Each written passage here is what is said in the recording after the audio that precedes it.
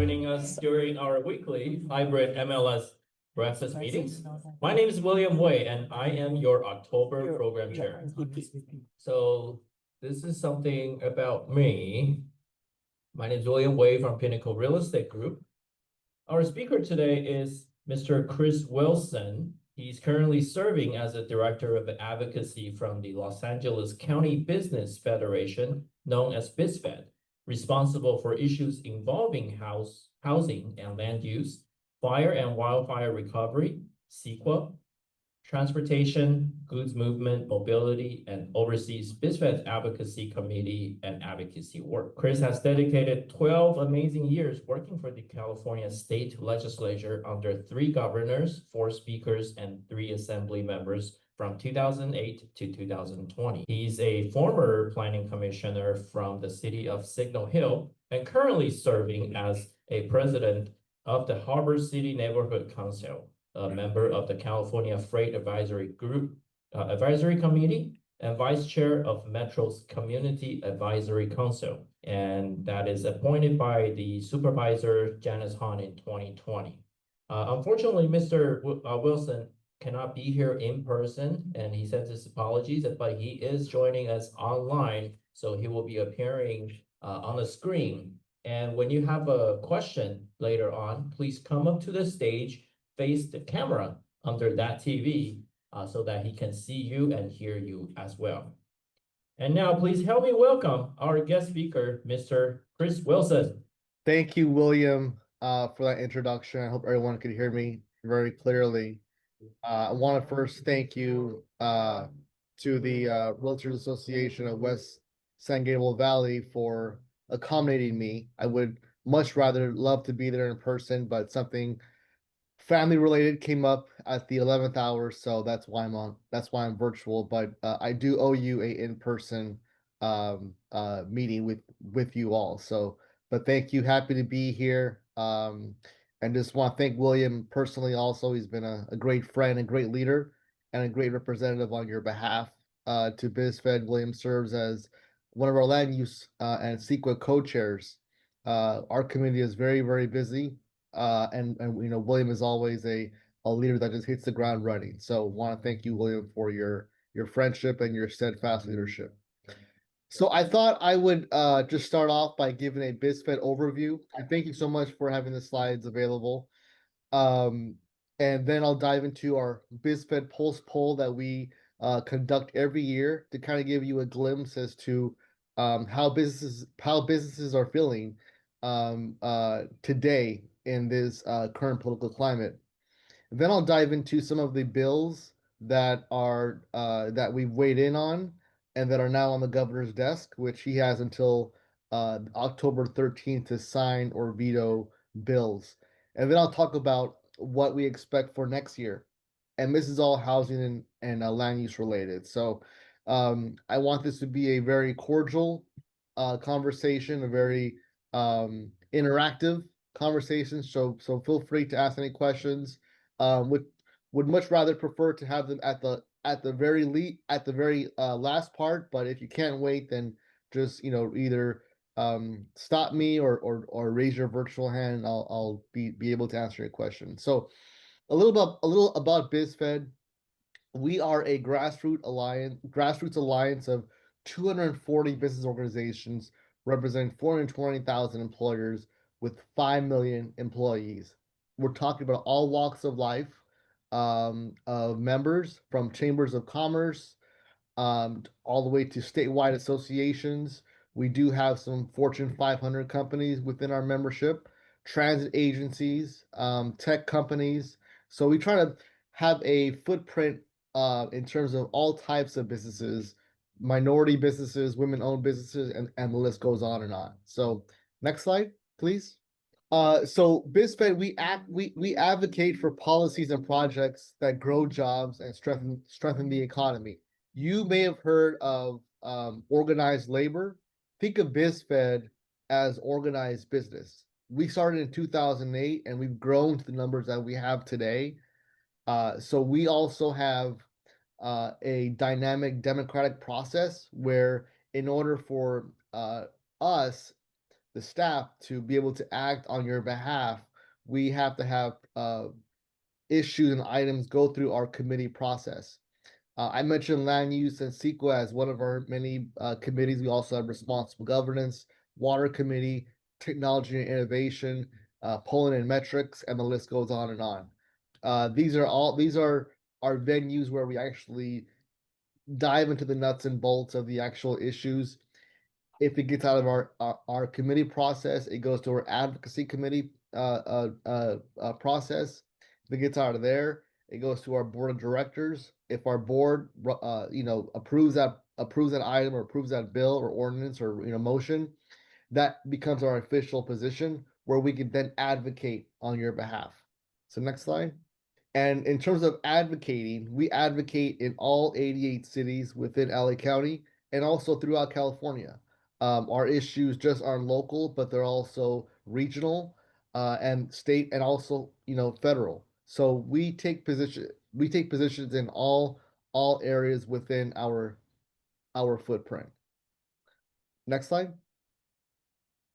How we amplify the voice of business. And I talked about in the previous slide how we actually advocate. So we advocate once we have a position, we're actually able to testify at city council meetings or board of supervisors meetings or fly to Sacramento and testify on your behalf during legislative hearings.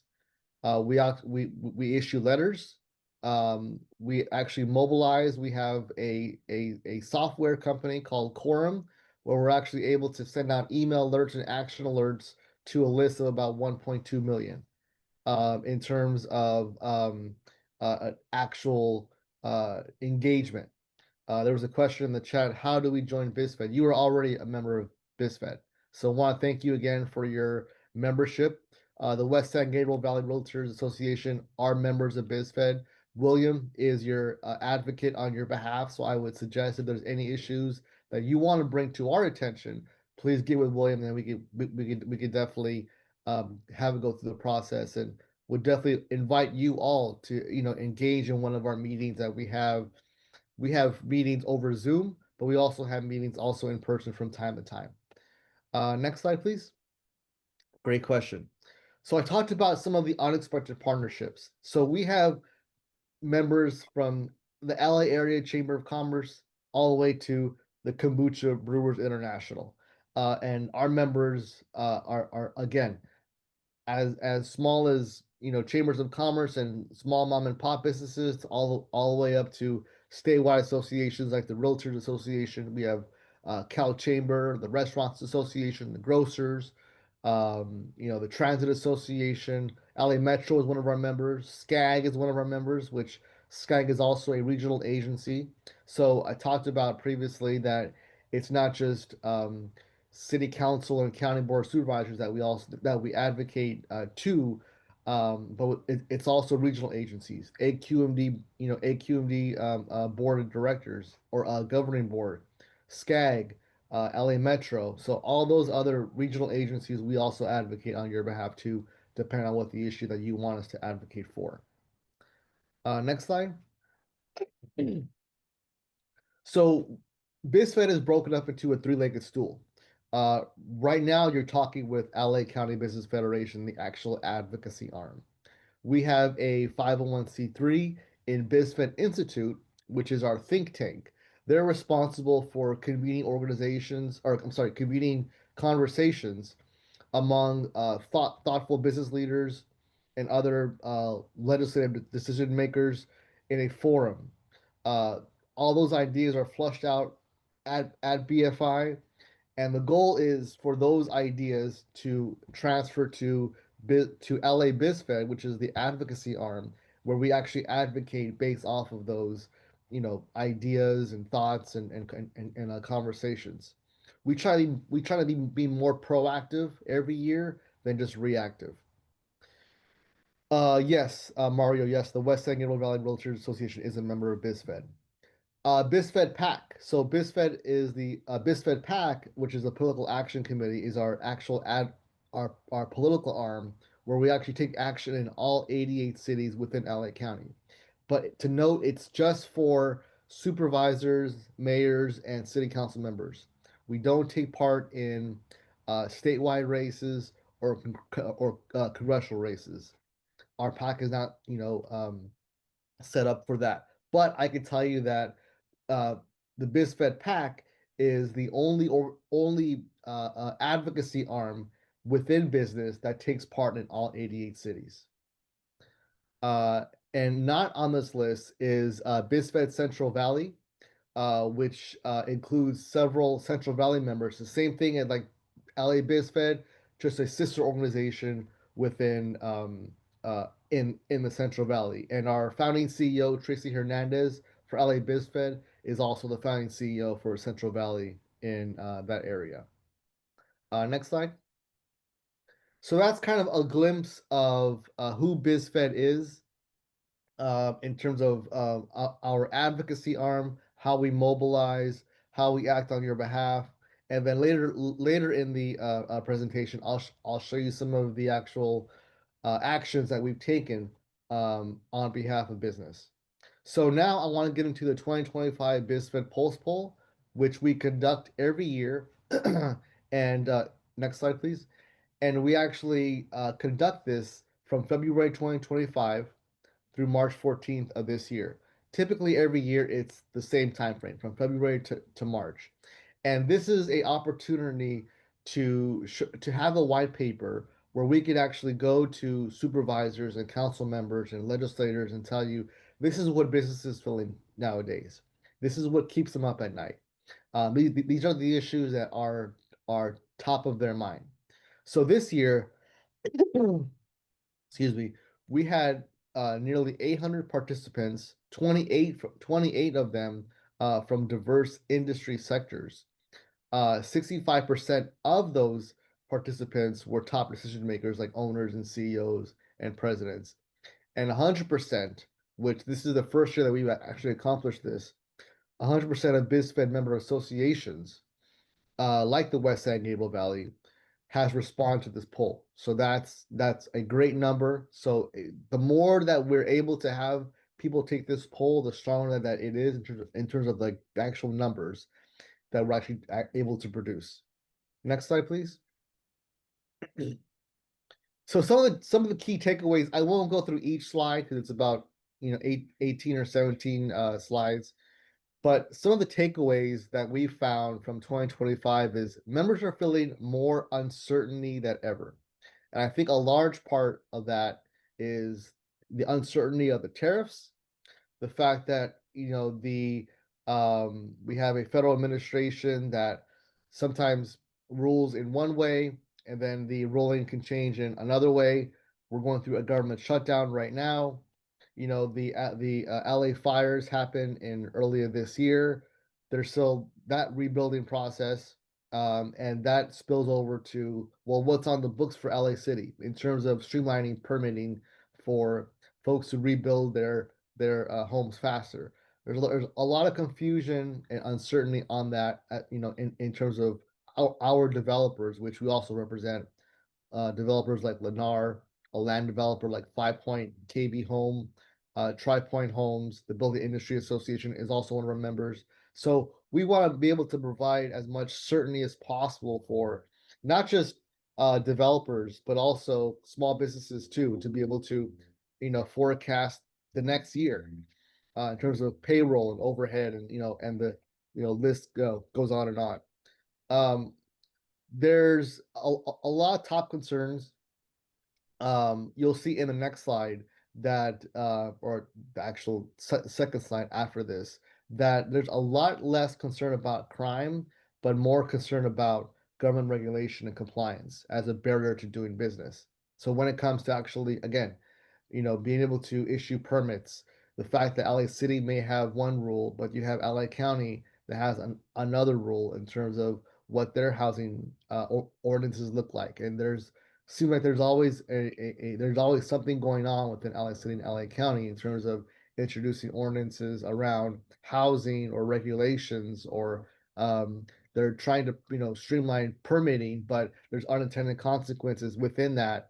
CEQA is also a big one too. What's happened at the state level too, and what the cities are trying to do in terms of um, trying to streamline their draft EIRs. So that's kind of all of the uncertainty, and the fact that there's a lot of what's happening with the federal ICE raids. That's also affecting a lot of our businesses too in Central Valley, the tourism industry. We all, one of our members is the California Hotel and Tourism Association. So there's a lot of members that are affected within the business community. So that's why I see there's just so much uncertainty. So next slide, please. And this is kind of just a graph that just shows you over the years how either optimistic, pessimistic, or uncertain our members are. And you can see this year we're looking at 46% people that are uncertain about the future in terms of our several layers of government. Next slide, please. Top 5 business concerns: taxes and fees. No surprise there. Homelessness, no surprise there. Government regulation rounds it out at 94.7%. And the last, top business concerns are, crime and, implementation of Prop 36, which we saw that in this year's state budget, the governor chose not to fully implement Prop 36, which is very concerning. BizFed supported Prop 36. BizFed supported the actual legislative package that was authored by, I believe it was Assembly Member Rick Zabur, aimed at smash and grab. So there's a lot of pieces that are missing that actually adds to the uncertainty of our sentiments when it comes to taxes and fees, homelessness, government regulation, crime, and the cost of electricity and natural gas. We're also seeing a lot of, matter of fact, I saw on Good Day LA, today, that there's a lot of concern about the future of appliances within rental units, because a lot of them are going electric, and that there's talking about we know that 2035 is coming, and there's some lofty goals that the state of California has, and also local governments like the city of LA in terms of electric appliances and doing away with natural gas appliances. So what does that mean for the average consumer, and is that going to add overhead costs to that consumer? So next slide, please. We could skip this slide. That's too small for me to read and too small for you to probably look at. And so we want to just continue to urge you to stay engaged with BizFed. I said before, you are all members of BizFed in terms of the West San Gabriel Valley Realtors Association. William is your contact. Please, funnel any ideas, thoughts, how we could do our job better through him. We're always looking for ideas to be more proactive, introduce legislation to be more proactive than reactive. Oftentimes, we're always on the defense because that's just how sometimes things happen in terms of what's happening at the state level or the federal level or at the local level. We have to react to things like rent control. We have to react to things like a rent stabilization ordinance, what we're seeing in the city of LA. So, but we want to be a lot more proactive and actually working with our leaders to actually move business forward, move housing forward, and really address our housing crisis. So next slide. I think it's the same. So this is our list of polling co-chairs that help produce our poll every year. We want to thank them. Next slide. And so I wanted to showcase. So first of all, this is only a snapshot of all the bills that we've taken action on. We've taken action on nearly 50 bills just this year. And this is only the bills that we've taken actions on in terms of land use and housing related. So I want to make sure that I just highlight housing related bills versus everything that we've taken action on. But Just want to just some housekeeping on this. So the if it's yellow, if the bills are in yellow, it's a 2-year bill. That means it's been introduced this year, but the author has chosen not to move forward in this year with with the actual bill. If it's green, it's been signed by the governor, and it's actually considered a win for BizFed because we actually supported the actual bill. If it's purple, it was signed by the governor. However, BizFed opposed that actual bill. So kind of just run through some of these. AB 226, the California Fair Plan, that was introduced at the beginning of this year. That was a response to the wildfires. Many of you are familiar with the California Fair Plan, so I won't get into the details of it. Essentially, this bill allows for the California Fair Plan to bond in the events of catastrophic events like the LA wildfires, for future catastrophes. God forbid that does not happen, but if it does happen, because what we're seeing is oftentimes people that don't have any housing insurance, which that's a whole separate issue, often see the California Fair Plan as a first resort versus a last resort. It's supposed to be seen as a last resort, but people are using it as their own safety net. So this would further bulk up the actual California Fair Plan so that people are not left without basic home insurance, whether it's fire or flood. And kind of on the insurance front, we're seeing a lot of, matter of fact, the insurance commissioner came out with a press release not too long ago stating that a lot of the insurance companies, the home insurance companies that left California, some are coming back. USAA, none of the big boys, but some of the smaller ones are coming back in exchange for allowing them to raise their rates. Some of the other ones, AB 380 by Mark Gonzalez out of LA.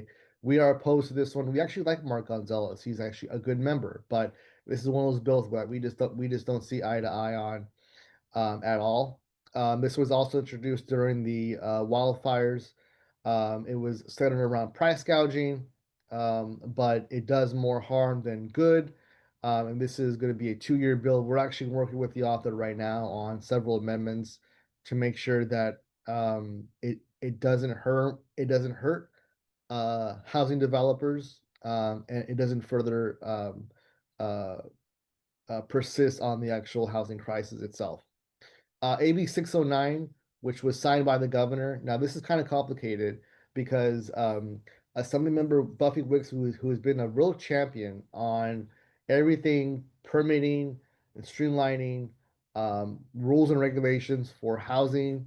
Uh, she actually introduced a bill earlier in the year, AB 609, that would actually streamline infill housing in urban areas. That bill 609 was actually, um, the actual bill itself was shelved. However, it was included into AB 130, which was a budget trailer bill. The language was dumped into AB 130 along with other other pieces of language to actually add to it, which I'll talk about in a bit. But the actual language itself around streamlining CEQA for certain housing development projects, we actually supported, and that was signed by the governor. AB 698 WICS, this was an attempt to fix Measure ULA, which I'm sure you are all familiar with, which was supposed to be seen as a mansion tax, but it actually just was just a basic transfer tax on certain properties um, over certain square footage. So this is coming back next year. However, we know that there's also another bill on. I'll discuss it in another a few more slides. That is actually doing a lot more harm than actually good to actually fix ULA. And I'll just quickly run through the next AB 1157 by Ash Kalra. Just cause termination essentially allows for residents to self-certify. in terms of if they're being evicted. There's a self-certification process, which we're actually opposed to. SB 131, Committee on Budget. This was a companion bill to AB 130.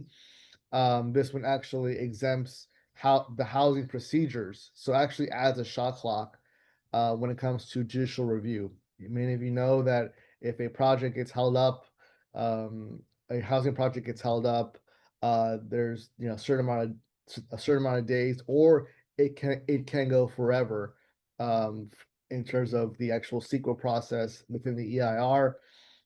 This bill actually places a cap on that and says, you have 60 days to actually, rectify the actual issue. If not, it moves forward automatically. So that was something that we were happy to see that the governor signed. Um, SB 709, this was a bill that we just absolutely hate. This is by Carolyn Menjivar, Senator Menjivar. It is more commercial related because she actually has 789, which is another commercial related bills, but 709 adds pricing caps for self-storage facilities. 789, it was going to be a tax on certain commercial property that is just stalling, um, that is just idle. But instead, she wanted to withdraw that tax and actually introduce language to look at how many commercial properties in California are just idle, are just are just there. Her thinking is she wants to look at other purposes or repurpose that commercial property for other um, ways, or whether it's open space or rezone it, or of that nature. So we're opposed to that for obvious reasons, because oftentimes when legislators do studies, those studies turn into taxes. So that's kind of a little of kind of just the housing related bills that we're continuing to watch. And as said before, the governor has until October 13th to sign or veto bills. So the ones that are not highlighted, so AB 226, AB 301, SB 346 have not received any action yet from the governor, but we do anticipate action in the next couple days. So next slide, please. So what we expect in 2026. So this is the first year of a 2-year session. A lot of the bills that didn't make it out of the legislature this year will come back. Some of those bills include Measure ULA reform. I could tell you, I was up there in Sacramento probably the last week of session, which was I think September 8th or 9th. And I can tell you that I was walking the halls on other issues and get a text that, that a bill is being dropped by Senator Lena Gonzalez, looking to fix Measure ULA. However, it's not a fix. It just decreases the cap from 8% to 5% in terms of transfer taxes. So it's only in the city of LA, not statewide. So there's a lot of concerns. But I can tell you, just we don't have a position on this bill yet, but we know it is definitely coming back next year as early as January. So we'll be dissecting this more in our land use committee. Vehicle miles traveled. I talked about it briefly in a couple slides ago. AB 130, yes, it did include AB 609, which was great for us. We definitely love streamlining CEQA because that just means more housing is able to be built. But it did include a poison pill in vehicle miles traveled. Essentially, there was language dumped into this trailer bill that would create a vehicle miles traveled mitigation bank. So for those projects that don't pencil for CEQA, would be subject to a vehicle miles traveled mitigation fee or a tax. And that would either be eaten up by the developer or pass on to the consumer, which is again would just further exacerbate our housing crisis. Even though that the holiday season is approaching, I'm already seeing, things go up in stores in terms of Christmas and Halloween and Thanksgiving. But make no mistake about it, this is also the time that a lot of key ordinances and motions at the local level get slipped in that we have to be very mindful about. I can tell you just by being here at BizFed for the last 4.5 years, there hasn't never been a season which we're approaching where it hasn't been controversial as far as what goes on in either cities or either LA County in terms of motions and ordinances, because their thinking is that we're not paying attention, we're in holiday mode, but this is very, very important to be able to just stay laser focused and not let the foot off the gas in terms of what's happening all the time around advocacy. And lastly, before I take questions, there will be several ballot initiatives on the 2026 ballot. Please be assured that BizFed will be looking to catch as many balls in the air as possible. There's already several that are going through the clearinghouse process through the Attorney General's office and the Secretary of State's office. We know that there will be probably another rent control bill or ballot measure, probably by the AIDS Foundation once again.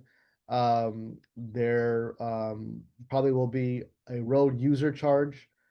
So if you there's been concerns that the zero emission. So if you have a Tesla or if you have another zero emission vehicle that does not utilize gas, what does that look like? There should be a paying your fair share in terms of using our roads, since uh, uh, gas cars actually pay through the DMV. There should be a road user charge for zero emission vehicles as well. Um, and there just will be just a whole bunch of, and this is all in addition to the presidential election and all what's going on. So just please be aware. We will do our best to share as much information with you as possible in terms of ballot initiatives. But we definitely, would welcome you to join our conversations. Would be happy to invite you to one of our meetings. Um, if William doesn't have that, I can definitely share that with you. We have our committee meetings monthly. We have our advocacy meetings monthly. We have our board meetings monthly, and we're always, we're always very, very engaged. So that's a little about what's going on in the world of BizFed, and I know there's a lot. But please, if you have any questions, I'm more happy to take them. Yes, and at this time, we would like to open up question opportunity. So if everyone here in person, you have questions, please come up to the microphone. And we also take questions online, which I know there's one or two questions asked by the same person. I'm going to address one of them. It is actually a thank to the leadership at WSGBR because we stay engaged with BizFed through several representatives from WSGBR. And as a member of the legislative committee, I am responsible to report back any real estate related issues. However, BizFed does cover a lot more topics like small business, education, arts, or if you're interested about procurement for Olympic 2028, they're a great channel to talk to. So you can for any other non-real estate related issues, you're welcome to contact BizFed, follow BizFed. They have their calendar of meetings on their website that you can follow on. So WSGBR is a paid member with BizFed. So anything real estate business related, you can come to us and we can address your concern or issues through BizFed for you. And there's another question online. So another question online is asking, how do we join BizFed and is there a cost to join? So I assume you're talking about your own individual organization. There is a cost to join. So we have a I'm not part of the development team, but I can give you kind of the skinny in terms of what it looks like. I could tell you that if we have rates for associations and then we have rates for actual investors, how we distinguish that. Associations usually have members, right? Paying dues members. Investors or more so private companies do not. They pay a higher rate. The associations pay a lower rate. So if you're interested, I don't want to give you a figure because I don't know it by heart. But if you are interested and want to be a member of BizFed, I drop my email in the actual chat. So you can just follow with me, and then I'll make sure that we get back with you. Who funds BizFed?